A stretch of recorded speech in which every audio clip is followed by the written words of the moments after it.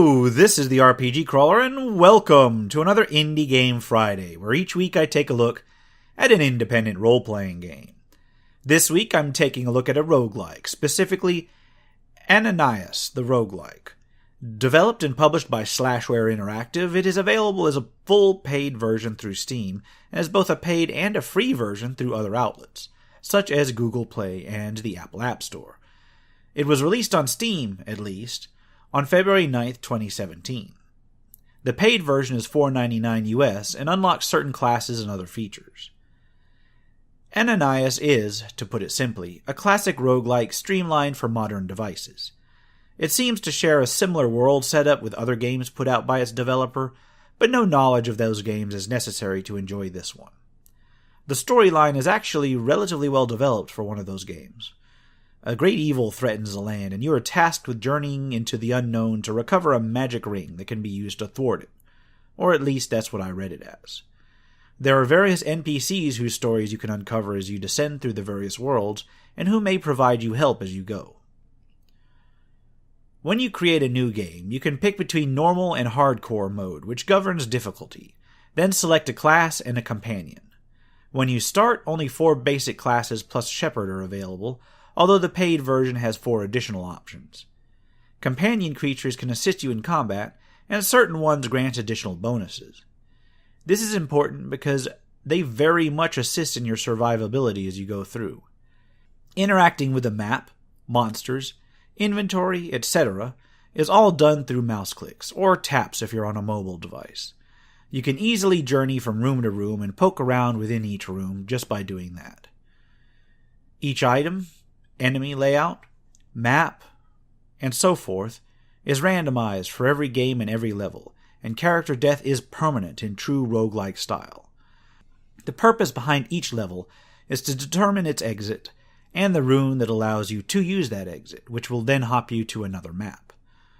Combat takes place on the same map that you explore with seamlessly, and is turn-based, with each creature on the screen taking 1 action or movement each cycle. Creatures from off-screen in adjacent rooms can occasionally wander in as well, making things more complicated. The native system allows for attacks, weapons switching between 2 equipped weapons, use of spells and items, although I tended to use my items from the inventory, and the ability to throw a weapon as necessary. You can suffer wounds that result in bleeding, which must be stopped with a bandage, which, incidentally, also heals you. Targeting spells, weaponry, or other items that can be used on others is as simple as activating the item and then clicking on your target. During exploration, you can have 1 companion, either one you start out with, or one that you charm further on in the dungeon.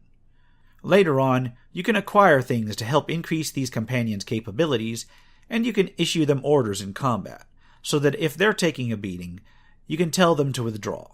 If certain companions take a large amount of damage, they may actually flee on their own anyway.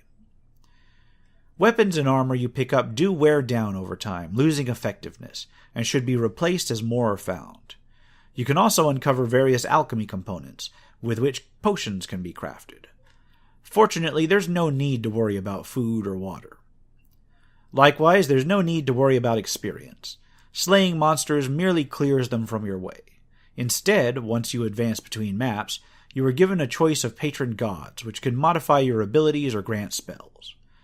The same god need not be chosen every time, and sometimes different gods are available, meaning that each level up is simply a choice between various random options. The interface is somewhat big and blocky for a PC, but when you consider that there are versions available for touchscreen devices of a variety of sizes, this becomes more understandable. Likewise, there's the ability to go online and share records of your accomplishments and participate in leaderboards if you so wish. Honestly, it didn't take me that long to get used to the interface, and it has a sort of old-school aesthetic all of its own. Graphically, the sprites are very simple, and animation is barely there, although it is present. Musically, the game is very solid, but there's an option to turn it off if it gets annoying. I'd have to say that it's a little bit better than a lot of roguelikes out there, with more varied tiles and sprites than some, but perhaps not up to a large-scale production standards. But that's quite alright, as it is a roguelike, and those generally have lower standards across the board anyway.